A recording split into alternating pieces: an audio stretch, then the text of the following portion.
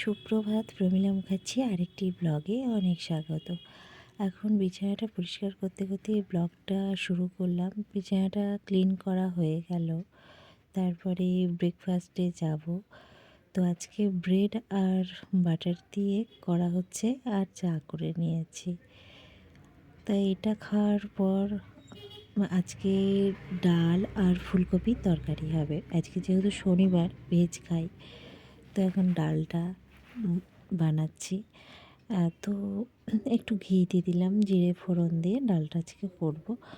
তো বন্ধুরা, এই যে যারা আমরা ব্লগিং করি, বিছানা পরিষ্কার, অনেকে বাসন মাজা দেখায়, ঝাঁট দেওয়া, যাই হোক যাবতীয় কাজ, এগুলো অনেকের কাছে কিছুই না। এটা আবার কোনো কাজ নাকি এগুলো করা, এগুলো কি দেখায়? অ্যাকচুয়ালি জানো তো, এগুলো একটা আর্ট।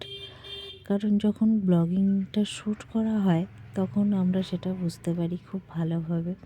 তো সবাই আমরা বলতে পারি না ওই তো কাজ দেখি, কিন্তু আমি দেখেছি অনেক বড় বড় ব্লগাররা এই দেখি কত উঁচু জায়গায় পৌঁছে গেছে।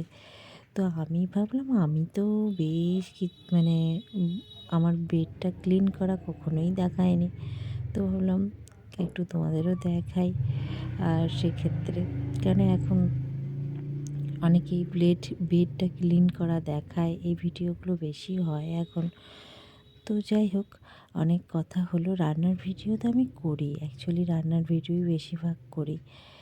তো আর যেহেতু জানো তোমরা বজরংবলীর মানে যেহেতু আমি শনিবার যেহেতু বজরংবলী পুজো হয়, সেক্ষেত্রে তো আমি তো নিরামিষ খাই আজকের দিনটাতে, সেটা তো তোমরা ভালোই জানো। তো সেই ক্ষেত্রে এখন নিরামিষই রান্না হবে। একটা ওই যে ডাল করছি, জিরে, তারপরে নুন হলুদ যাবতীয় দিয়ে, একটু টমেটো দিয়েছি। আর হবে হচ্ছে এই তো শীতকাল, তো ফুলকপি আর মানে খাওয়া, আর বাঁধাকপি খাওয়া, তার জন্যে। আর এটাই হচ্ছে আজকের খাবার। সত্যি বলতে এবছর মানে এখনও পর্যন্ত কোনো ভর্তা বানায়নি, কিন্তু আলু আলু ভাতে তো আমরা রেগুলারই খাই, সেটা কোনো কথা না। ভর্তা বলতে আগের বার আমি দেখবা এই ধনে পাতা দিয়ে তারপরে কি বলে চিংড়ি মাছ দিয়ে একটা বানিয়েছিলাম, ভর্তা বানিয়েছিলাম। এবছরে এখনও বানাইনি। তো শিম ভর্তাও মনে হয় বানিয়েছিলাম, এবছর বানাইনি। তো দেখা যাক কখন একদিন ট্রাই করব। কারণ কি বলো তো, মানে আমার ভালো লাগে, খারাপ লাগে না। আর এই শীতের সময় সবাই খুব এইসব খেতে ভালোবাসে, তাই না বলো? তো ফুলকপি, তো যাই হোক, এই টাইপের খাবারগুলো খুব টেস্টি হয় বলো না? সেক্ষেত্রে তো আমি আগে কখনো খেতাম না, মানে এখন জানো তো মোবাইল দেখে অনেক কিছু আমরা জানতে পারি, শিখতে পারি। মোবাইল তো আমাদের অনেক কিছু শেখায় বলো, খাবার দাবার অনেক কিছু, সেক্ষেত্রে আমরা জানি। আর দেখো, আমি এখন ওইটাকে সেদ্ধ করে নিলাম, কেন বলো তো?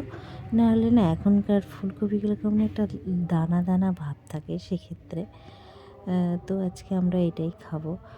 তো সেটাই বলছিলাম।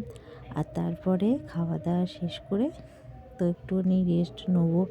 আর আজকে খুবই ঠান্ডা আমাদের এখানে, শীতে এত শীত পড়েছে সে আর বলার নয়। তো সব জায়গায় নিশ্চয়ই শীত পড়েছে, আমাদের শুধু বেথুয়া বলে না।